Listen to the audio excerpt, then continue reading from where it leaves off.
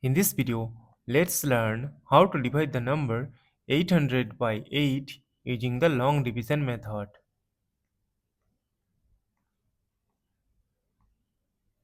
Consider the first digit 8. We know that 8 times 1 is equal to 8.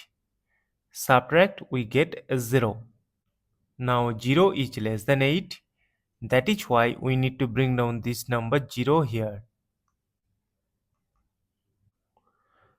But see that this is the number 0. So we can remove one 0.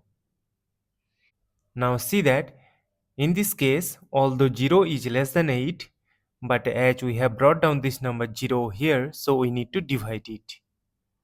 We know that 8 times 0 is equal to 0. Subtract, we get a 0. But in this case, we will treat this 0 as less than 8. That is why we will bring down this 0 here. And again, this is the number 0. So we will remove one 0 again.